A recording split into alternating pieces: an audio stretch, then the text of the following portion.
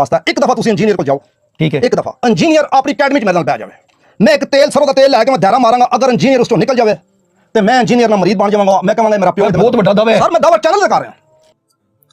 हजरत पीर लटकन शाह हाफिज़हुल्लाह ताला, उनकी वीडियो एक वायरल हुई, मुस्लिम टुडे के ऊपर हमारे भाई ने अपलोड कर दी और मुझ तक पैगाम पहुंच गया। तो अखलाकन मेरी जिम्मेदारी है, मैं इतने अरसे से कह रहा था कि दुनिया में अगर कोई बुजुर्ग है तो सामने आए, अपने जोहर दिखाए, तो इंशाअल्लाह ताला हम एक्सेप्ट करेंगे। तो एक बुजुर्ग सामने आए और मैं इनके तमाम बुजुर्गों से उनको बेहतर समझता हूं कि एटलीस्ट उन्होंने सामने आकर वो चैलेंज एक्सेप्ट किया है। उन्होंने ये नहीं कहा कि आप मीनार पाकिस्तान पर आए, हम दोनों मिलकर छलांग लगाते हैं।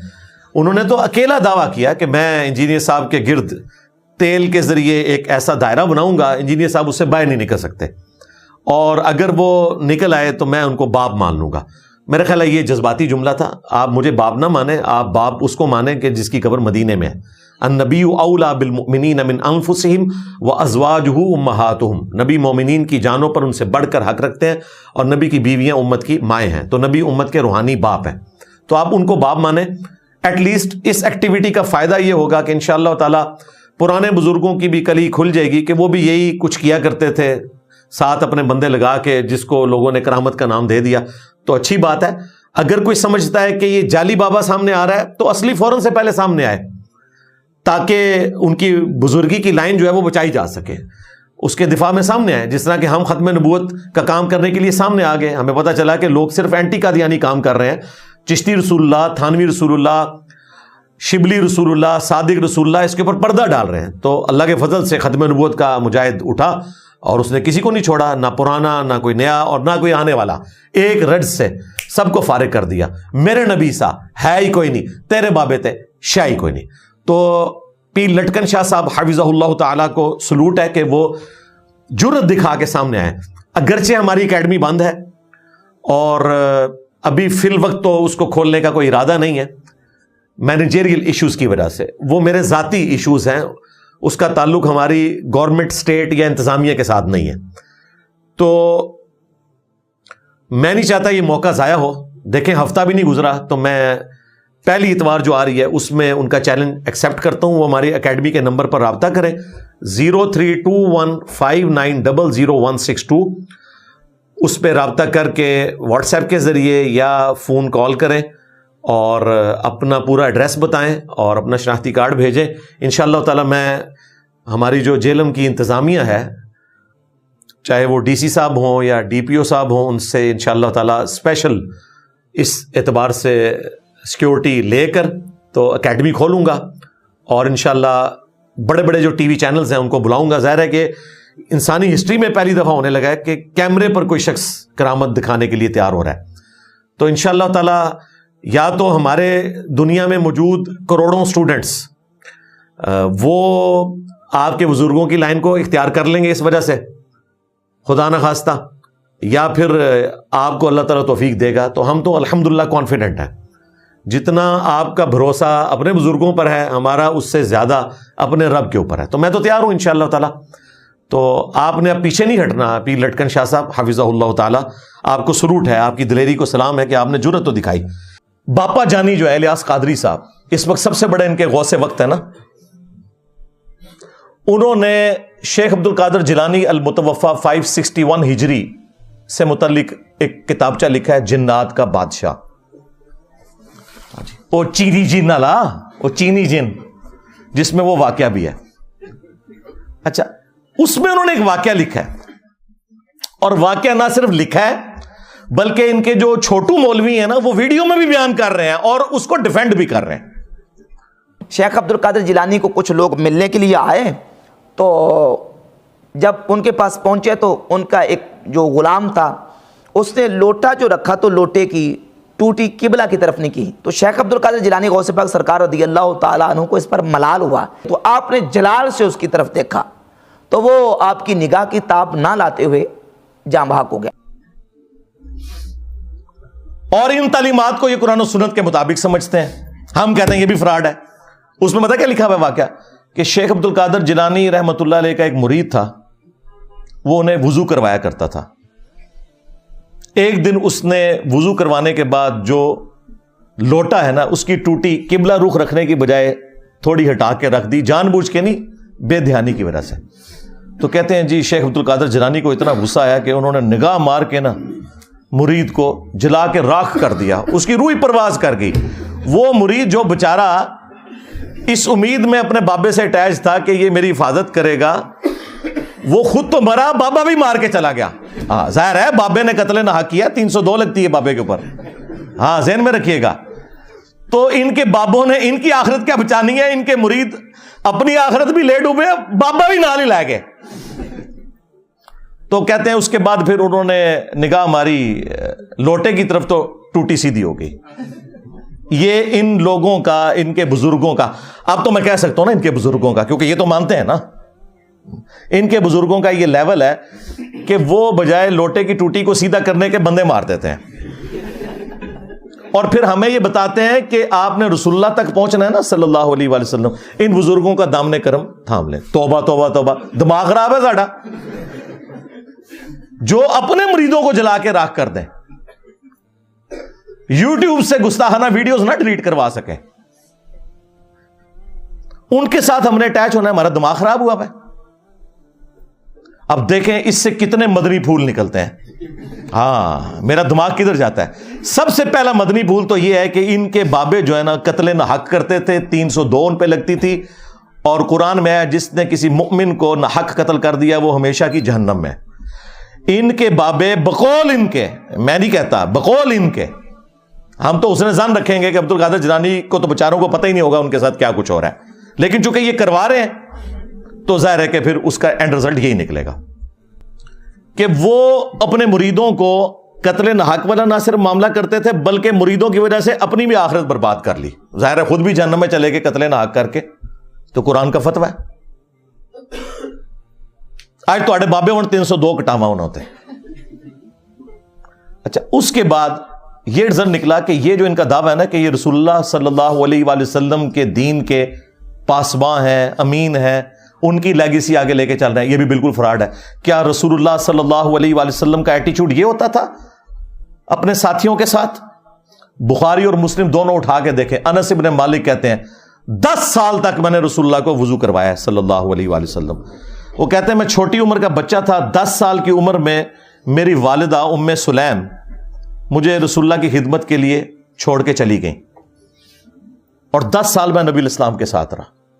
कहते हैं उन 10 सालों में कभी ऐसा नहीं हुआ कि नबी इस्लाम ने मुझे डांटा हो, मुझे कभी यह कहा हो कि तुमने ये काम क्यों किया, ये काम क्यों नहीं किया। वो कहते हैं कई बार नबी इस्लाम मुझे किसी काम से रवाना करते तो मैं बच्चों में खेलना शुरू कर देता। यार 10 साल का बच्चा खेलेगा ही ना। नबी इस्लाम ने कभी नहीं मुझे डांटा। कभी आप सल्लल्लाहु अलैहि वसल्लम घर से बाहर निकलते और मुझे बच्चों में खेलते हुए देखते तो प्यार से बुलाते, उनैस, नाम था अनस, प्यार से बुलाते, उनैस बेटा मैंने तुमने फलां काम के लिए कहा था। वो कहते अच्छा यार रसूलुल्लाह मैं जाता हूं। बस ना डांटा कभी, ना मारा पीटा। और तुम्हारे बुजुर्ग जो कहते हैं हम रसूलुल्लाह के मानने वाले हैं, हम आपको रसूलुल्लाह तक पहुंचाएंगे, पहले आप तक पहुंच जाओ। ये मैं आपको कंपैरिजन बता रहा हूं। लिहाजा ये जो तुम लोग क्लेम कर रहे हो ना कि हमारे बुजुर्गों की किताबें बदल गई हैं, तो जो बातें तुम किताबों से बयान भी कर रहे हो ना बगैर बदली हुई, हमारे नजदीक वो भी कुरान और सुन्नत के खिलाफ है। समझ रहे हैं ना मैं क्या कहना चाह रहा हूं? हाँ, अगर नहीं समझ आ रही तो मैं एक और मिसाल पेश कर देता हूं। इनके वो इस वक्त मीठे मीठे एक मुबल्लिग जो तारिक जमील साहब के मुकाबले पे इन्होंने लॉन्च किए हुए हैं, साकिब रजा मुस्तफाई साहब। हाय हाय हाय हाय, वो ख्वाजा बाबुल हक नक्शबंद के बारे में बता रहे हैं कि उनकी एक मुरीदनी थी। हाँ, उसको बादशाह वक्त ने एक मीनारे से गिराया। हाँ, और वो बुखारे में थे। वो कहते हैं कि मुरीदनी ने आखिरी वक्त में बजाय अल्लाह को पुकारने के ना बाबे को पुकारा। औखे वेले बुजुर्ग काम आते हैं। तो आगे अल्फाज देखें इस जिम्मेदार शख्स के। ये कहता है कि जी वो बुजुर्ग आए उड़ के और उन्होंने मुरीदनी को कैच करके, हाँ उसमें अल्फाज है पकड़ के, تو زمین پہ آرام سے رکھ دیا جب اس کو دھکا دیا جلاد نے۔ حضرت شاہ نقشبند بخاری علیہ رحمہ نقشبندیوں کے امام ہیں۔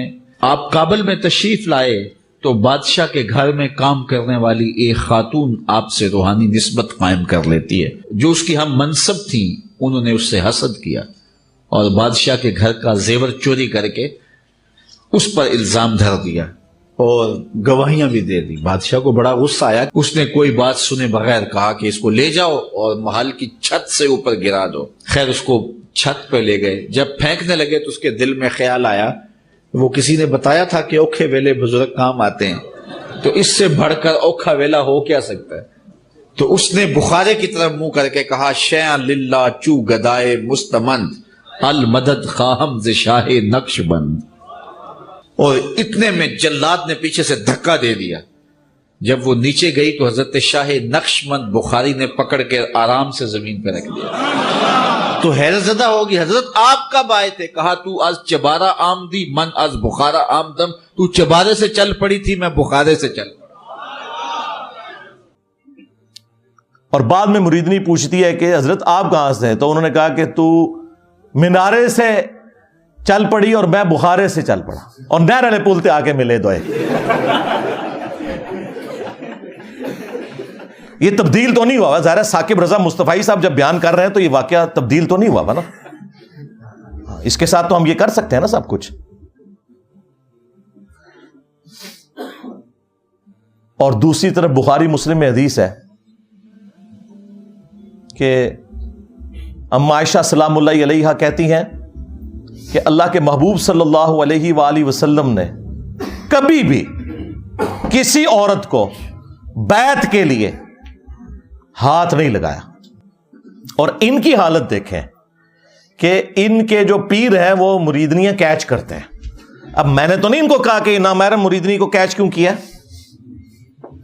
یہ میں آپ کو کمپیریزن بتا رہا ہوں۔ اس کے بعد ایک اور واقعہ جو بڑا مشہور کیا ہوا ہے انہوں نے، وہ کہتے ہیں کہ جی ابو الحسن خرقانی جو تھے نا، جو بایزید کے خلیفہ تھے، وہ خلیفہ بھی جا کے قبر پہ ہی ہوئے ہیں، مطلب ان کے مرنے کے بعد تو وہ پیدا ہو رہا ہے بندہ۔ تو محمود غزنوی جب سومناتھ پہ حملے کر رہا تھا تو اس کو کامیابی نہیں ہو رہی تھی، تو آخری دفعہ اس کے پاس ابو الحسن خرقانی کا ایک کرتا تھا جو اس نے اللہ کے حضور توسل کے طور پر پیش کرتے ہوئے دعا کی اور اسے فتح ہو گئی۔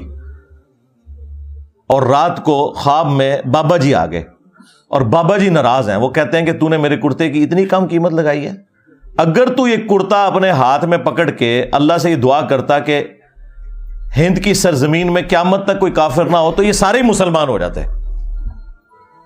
حضرت ابو الحسن خرقانی ایک بزرگ گزرے، یہ حضرت بایزید بستامی کے سجادہ نشین تھے، اتنے بڑے آدمی تھے، اپنا جبہ دیا محمود غزنوی کو، جب مشکل آئی تو دعا مانگنا آگے رکھ کے اللہ فتح دے دے گا۔ تو محمود کہتے ہیں جب سومناتھ کے مندر نہیں فتح ہو رہے تھے تو میں نے بابے کا جبہ سامنے رکھ کے دعا کی تو اللہ نے مجھے فتح دے دی۔ کہتے ہیں بابا جی رات خواب میں ملے تو کہنے لگے تو نے کیا قیمت ڈالی میرے جبے کی؟ کہا حضور کیا مطلب؟ فرمانے لگے تو میرا جبہ سامنے رکھ کے دعا کرتا کہ یا اللہ ہندوستان کے سارے کافر مسلمان ہو جائیں تو اللہ نے توفیق ایمان دے دینی، یہ تو نے کیا دعا مانگی ہے؟ یہ تعلیمات بتاتے ہیں اور پھر سبحان اللہ پڑھتے ہیں۔ اور یہ واقعہ تذکرۃ الاولیاء کے اندر بھی لکھا ہوا ہے شیخ فرید الدین عطار نے۔ اب یہ واقعات بیان کرتے ہیں تو ہم اس کے مقابلے میں انہیں بتائیں گے کہ بھائی اگر ان کرتوں سے کوئی فرق پڑتا تو اس کائنات میں سب سے عظیم کرتا تو رسول اللہ کا ہے صلی اللہ علیہ وآلہ وسلم۔ صحیح مسلم میں حدیث ہے، اسما بنت ابی بکر نے نبی الاسلام کا کسروانی طیالسی ایک کالا جبہ وہ نکالا اور انہوں نے بتایا کہ یہ وہ جبہ ہے جو نبی الاسلام پہنا کرتے تھے اور اس کے دھون کو ہم مریضوں کے لیے شفا کے طور پر استعمال کرتے ہیں۔ نبی الاسلام کا کرتا مبارک جو صحیح تبرک بھی ہے، جس سے صحابہ کرام نے تبرک بھی حاصل کیا، وہ کرتا جب نبی الاسلام خود پہنتے تھے، اس کرتے کو دیکھ کے تو مشرکین عرب نے اسلام قبول نہیں کیا، اور اس کے بعد رومنز اور پرشینز کے خلاف جب صحابہ کرام نے جنگیں لڑی ہیں تو وہ کرتا تو نہیں لے کے گئے، جس طرح یہ ابو الحسن خرقانی کے کرتے سے دعا کی ہے، انہوں نے تو رسول اللہ کے کرتے سے کوئی دعا نہیں کی ہے۔ وہاں تو 8,500 صحابہ اور تابعین شہید ہوئے ہیں جنگ قادسیہ میں، ہاتھیوں کے نیچے بھی آئے کئی، تب جا کے وہ پرشین امپائر جو ہے وہ مسلمانوں کے پاس آئی ہے۔ اور جنگ یرموک میں بھی ہزاروں صحابہ اور تابعین شہید ہوئے ہیں، تب جا کے رومن امپائر کی کمر ٹوٹی ہے۔ ادھر تو کوئی کرتے نہیں لے کے گئے، سب کہانیاں بنائی ہوئی ہیں۔ پھر ہمارے وہ جو مرشد ہیں مصباحی صاحب، ہاں، اب مصباحی صاحب جو کچھ بیان کر رہے ہیں بزرگ ہی لکھ کے گئے میں ہے، یہ کشف المجوب میں واقعہ لکھا ہوا ہے۔ اوپر دیکھا تو سونا، نیچے دیکھا تو سونا، درخت سارے کا سارا سونے کا، اور پتے سونے کے، اور جڑیں بھی، ہاں نا، اینڈ تک کہتے ہیں ہاں نا، یعنی میں بھی ہوتا ہی سا، ہاں یہی مطلب ہوتا ہے نا۔ داتا حضور کشف المحجوب میں لکھتے ہیں یہ فکرے ان کی زبان سے تب ادا ہوئے جب اس درخت کے نیچے تھے جس کے اوپر میں چڑھا ہوا تھا۔ آپ فرماتے خدا کی عزت و عظمت کی قسم، پورا درخت، اس کی ٹہنیاں، اس کا تنا، اس کی جڑیں بھی سونے کی ہو گئی، سارا، ہاں سارے سونے کا ہو گیا۔ اب وہ جو ہے نا وہ مٹی اٹھانے کے لیے نیچے ہوا، تو نیچے دیکھا تو زمین سونے کی، زمین سونے کی ہے۔ یہ کیا ہوا؟ دائیں دیکھا تو سونا، بائیں دیکھا تو سونا، آگے دیکھا تو سونا، پیچھے دیکھا تو سونا۔ اب بابا جی نے کام کیا تھا، کیوں نہیں مٹی دیا ٹیما پھڑان دیا، اور کرتا ہے حضور کہاں سے پکڑاؤں، مٹی ہے ہی نہیں، جہاں تک نظر جاتی سونا ہی سونا ہے۔ بابا جی ایک سوال ہے بابا جی، اگر آپ ہوا میں سونا نکال سکتے ہیں بابا جی تو دیش کی غریبی کیوں نہیں مٹا دیتے بابا؟ جواب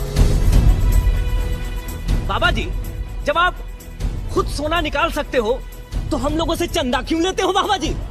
جواب ہری اوم ہری اوم ہری اوم۔ یہ رانگ نمبر ہے، یہ رانگ نمبر ہے۔ تو یہ وہ تعلیمات ہیں جو ان کے بزرگوں کی کتابوں میں لکھی ہیں، یہ ڈیفینڈ کر رہے ہیں۔ ہم اس کے جواب میں پھر آپ سے نہ پوچھیں کہ تم بزرگوں کے بارے میں کلیم کر رہے ہو کہ وہ نیچے دیکھتے تھے سونا بنا دیتے تھے، درختوں کو سونے کا بنا دیتے تھے۔ خدا کے لیے سورہ بنی اسرائیل کے اندر جو کافروں نے رسول اللہ صلی اللہ علیہ وآلہ وسلم سے 9 معجزات مانگے تھے نا، ان میں سے ایک معجزہ یہ بھی تھا کہ اس کا کوئی سونے کا گھر بن جائے، تب اسے پیغمبر مانیں گے۔ تو اللہ تعالیٰ نے پتہ اس کے جواب میں کیا کہا کہ تم فرماؤ میں تو بشر ہوں، رسول ہوں، اللہ کا پیغام پہنچانے والا ہوں، یہ اللہ کے اختیار میں ہے۔ رسول اللہ صلی اللہ علیہ وآلہ وسلم کے لیے تو اوپر دیکھیں تو سونا، نیچے دیکھیں تو سونا تو نہیں ہوا، جہاں پہ نبوت بھی سٹیک پہ لگی ہوئی تھی اس حوالے سے کہ کافر وہ ڈیمانڈ کر رہے تھے معجزہ۔ تیرے بزرگوں کا اتنا مقام ہو گیا کہ ان کے لیے بعد میں یہ ساری چیزیں سونے کی بن جائیں گی۔ چلیں اس کے بارے میں کوئی کہہ لے گا جی وہ اللہ تعالیٰ کی مشیت یہ تھی کہ کافروں کو معجزے کے طور پہ یہ چیز نہیں دکھانی، صرف قرآن ہی معجزہ ہے۔ چلیں آگے چلتے ہیں۔ سورہ التوبہ میں اللہ تعالیٰ فرماتا ہے کہ غزوہ تبوک کے موقع پر جب کچھ غریب اصحاب رسول اللہ کے پاس آئے اور انہوں نے کہا یا رسول اللہ صلی اللہ علیہ وآلہ وسلم آپ ہمارے لیے کوئی ساز و سامان کا بندوبست کر دیں، کوئی سواری کا، 700 کلومیٹر دور جانا ہے رومن امپائر کے بارڈر کے اوپر تبوک کے لیے، تو ہم بھی آپ کے ساتھ چلیں گے۔ تو نبی علیہ السلام نے فرمایا کہ میں اپنے پاس کوئی ایسی چیز نہیں پاتا کہ میں تمہاری اس حوالے سے کوئی مدد کر سکوں، نہ سواری کے طور پہ نہ ساز و سامان کے طور پر۔ اے نبی تم دیکھتے ہو کہ یہ تم سے اس حال میں واپس پلٹتے ہیں کہ ان کی آنکھیں آنسوؤں سے تر ہوتی ہیں، اس غم کے سبب کہ وہ اپنے نبی کے ساتھ قتال میں شامل نہیں ہو سکیں گے۔ اب نبی علیہ السلام تو کہہ رہے ہیں کہ میں تو کوئی ایسی چیز نہیں پاتا کہ میں تمہاری مدد کر سکوں، تو اس موقع پر اوپر دیکھا تو سونا، نیچے دیکھا تو سونا کیوں نہیں ہو گیا؟ وہ تو جامع ترمذی میں آتا ہے کہ سیدنا عثمان ابن عفان رضی اللہ تعالیٰ عنہ علیہ السلام نے اللہ تعالیٰ کی راہ میں صدقہ اور خیرات کیا، سونے کی اشرفیاں اور اونٹ، اور وہ انہوں نے کمائے ہوئے تھے، وہ اوپر دیکھے تو سونا، نیچے دیکھے تو سونا نہیں تھے۔ تو تمہارے بزرگوں کے لیے ہم کیسے مان لیں؟ صحیح بخاری میں آتا ہے کہ سیدنا ابو بکر جب خلیفہ راشد بنائے گئے تو انہوں نے صحابہ کرام سے کہا کہ تم اچھی طرح جانتے ہو میرا کاروبار بڑا اچھا چل رہا تھا، لیکن اب تم نے حکومت کی ذمہ داری میرے اوپر ڈال دی ہے، تو میرے بال بچوں کا کیا بنے گا؟ میرے لیے کوئی وظیفہ مقرر کرو.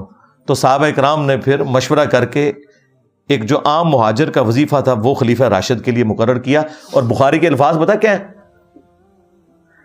کہ ابو بکر امور حکومت چلائیں گے اور اس کے عوض جو مسلمان ہیں وہ ان کے بیوی بچوں کا خرچہ اٹھائیں گے. کتنی گستاخی ہے کہ ابو بکر کے گھر والوں کا خرچہ مسلمان اٹھا رہے ہیں ان کے بقول. لیکن ہمارے نزدیک ایسا ہی ہوتا ہے بھائی. یہ نہیں ہوا کہ حضرت ابو بکر نے مسلح اٹھایا تو نیچے سے سونا نکلا. نہیں نکلتا ایسے سونا, ایسا تو نہیں ہوتا. اوپر دیکھیں تو سونا, اور دیکھیں یہ لوگ دعوے کرتے ہیں ہم جی صحابہ کرام اور اہل بیت کے مان رہے ہیں, اور نسوے تو ہیں تو انہوں پتہ ہی نہیں صحابہ کرام اور اہل بیت دا کوئی. تسی بابیاں دے مننے والے ہو. یہی مصباحی صاحب ایک اور واقعہ سناتے ہیں ایک بزرگ کا. وہ کہتے ہیں کہ وہ سمندری جہاز کے ذریعے حج یا عمرے کے لیے جا رہے تھے اور بار بار کیپٹن سے آگے پوچھتے تھے کہ بھئی کب آئے گا جدہ. تو وہ کہتا تھا ابھی تو یہ بندرگاہیں آئیں گی پھر. اور پھر وہی جو ان کی کہانی تھی وہ چھوڑ دی انہوں نے. وہ کہتے ہیں کہ جی وہ بزرگ جو ہیں وہ انہوں نے اپنی کرامت دکھائی اور نے کہا جی کیپٹن صاحب لو پھر جدہ آ گیا جی. ہمارے بزرگوں نے کوئی لطیفے نہیں لکھے جی. یہ کتاب ہے تذکرہ غوثیہ, یہ غوث علی شاہ صاحب رحمۃ اللہ تعالی علیہ کے ملفوظات. آپ فرماتے ہیں میں حج کرنے کے لیے گیا اور میں بمبئی بندرگاہ سے بحری جہاز پہ بیٹھا. کہتے اسی طرح جہاز بمبئی بندرگاہ سے نکلا, تھوڑا سا جہاز آگے گیا ہوگا تو ایک بابا جی آ گئے اور آ کے میرے والد صاحب کو کہتے ہیں مولوی صاحب یہ تو بتائیں جدہ کب آئے گا. تو کہتے ہیں میرے والد صاحب مسکرا کے کہنے لگے بزرگوں وہ یہ تو جہاز بمبئی بندرگاہ تو چلے آئے 11 دن لگنے نے پھر جدہ آئے گا. کہتے ہیں وہ بابا جی چلے گئے, اثر پڑھ کے پھر آئے, وہی سوال. میرے والد صاحب کا بھی وہی جواب. پھر چلے گئے, مغرب پڑھ کے پھر آئے, پھر وہی سوال. کہ اس دفعہ میرے والد صاحب بھی غصے میں آ گئے, کہنے لگے بابا جی گل نہ کریے, بار بار نہ ہو میرے گھر, میں تو 11 دن تو پہلے لیا نہیں سکتا, جی تسی لیا سکتے ہو تو لے آؤ. کہتے ہیں وہ بابا جی میرے والد صاحب کو کہتے ہیں پھر سب سے پہلے کون سی بندرگاہ آئے گی. کہتے ہیں میرے والد صاحب نے کہا مخا. پھر کون سی آئے گی؟ حدیدہ. پھر کون سی آئے گی؟ عدن. پھر کون سی آئے گی؟ میرے والد صاحب نے کہا جدہ. تو بابا جی کہتے ہیں پھر دیکھو جدہ آ گیا جی. تذکرہ غوثیہ. ہمارے بزرگوں نے کوئی لطیفے نہیں لکھے جی. انہوں نے پتا سی کہ جدے تو بعد انجینئر صاحب نے بھی آنا ہے. اتنا بڑا بلنڈر بابے سے ہو گیا. یہی میں کہتا ہوں ان بابوں کو نہ قرآن کا پتہ, نہ سنت کا پتہ, نہ ان کو نماز ٹھیک آتی ہے, نہ انہیں زکوٰۃ کے مسائل پتہ ہے, نہ انہیں حج کے مسائل پتہ ہے. اتنی بڑی خرابی ہو گئی کہ جو احرام باندھنے کی جگہ تھی میقات, وہ یہ سب کانٹیننٹ سے وہ جا رہے تھے. وہ کہہ رہے تھے کہ یہ اس طرف سے جا رہے تھے. یلملم ایک جگہ آتی ہے جو جدے سے بہت پہلے آتی ہے. ایون جہاز کے پائلٹ کو بھی پتا ہے. آپ عمرے کے لیے جائیں وہ اناؤنسمنٹ کرتے ہیں کہ یلملم آنے والا ہے. اگر کسی نے احرام نہیں باندھا ہوا یا احرام باندھا ابھی تک نیت نہیں کی تو نیت کر لے, کیونکہ اس کے بعد تو دم واجب ہو جائے گا. ان کے بابے نے ڈائریکٹ جدے پہنچا دیا جہاز. وہ کوئی نہیں پہنچا, کہانی پہ کراندہ جائے. لیکن چلو یہ تو کہتے ہیں نا پہنچا. ہم کہتے ہیں جس بابے کو مسائل نہیں پتا پکڑ کے مفت میں پورے کے پورے بحری جہاز کے اوپر جو ہے نا وہ دم واجب کروا دیا. سینکڑوں لوگ سوار ہیں, سینکڑوں بیڑے اب جا کے ڈھونڈے. یعنی نیکی کی تھی الٹا مصیبت ہی پا چڑھا. اور یہ شوق سے بیان کرتے ہیں, یعنی پورے جہاز کو اڑا کے وہاں پہ پہنچا دیا.